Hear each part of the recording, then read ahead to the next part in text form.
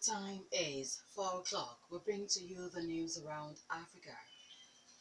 Attorneys for the Ghanaian opposition National Democratic Party (NDP) plan to file a petition in court to challenge the Electoral Commission's decision to disqualify former First Lady Nana Akufo-Addo and Yamang Rawlings, presidential candidates of the party, from the December poll.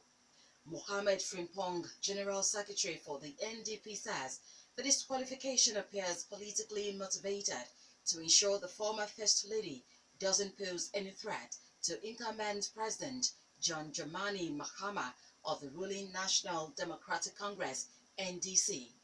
Frimpong's remarks came after the Electoral Commission disqualified 12 presidential candidates, including the former First Lady, for failing to meet requirements it stipulated ahead of the deadline date to file their nomination document.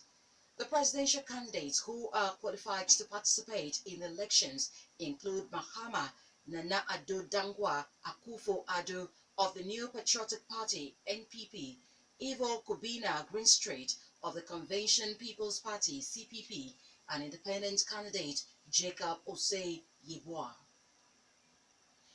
Ivory Coast Parliament has approved the draft of a new constitution that removes age limits and erases nationality rules for the presidency.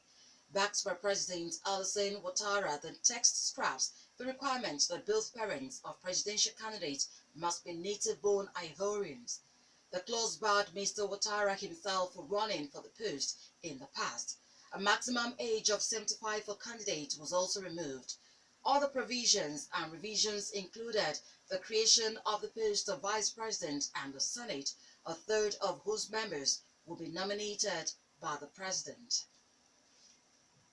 Zimbabwe sacked Vice President Joyce Mujuru has agreed to pay compensation of $1.4 million to a white farmer whose land her family took. UK-based Zimbabwean journalist Violent Gonda, who made this known, organized a meeting between Ms. Mujura, who has launched her own party following her expulsion from the ruling ZANU-PF party, and Guy Watson-Smith during her recent visit to London.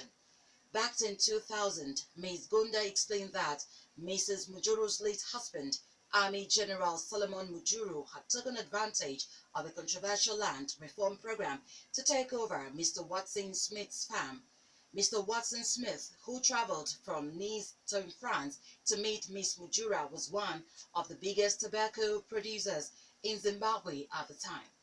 After he was evicted, Mr. Mujuru sold the crop the farmer had grown.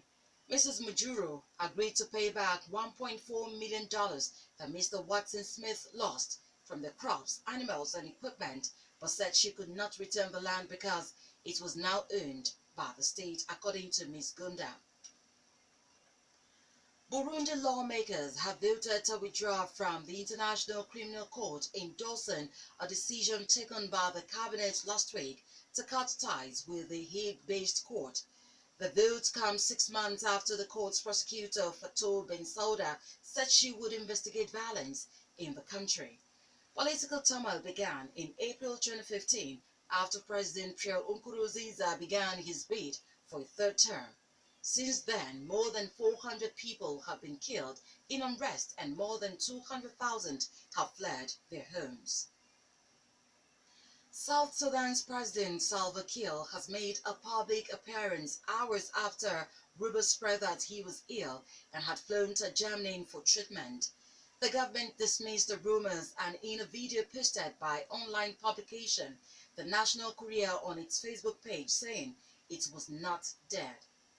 The president said he was not responsible for his life, adding that somebody who created him knows when to call him. The video shows the president driving around the capital, Juba, in a motorcade, waving at residents who had lined the street, accompanied by government officials.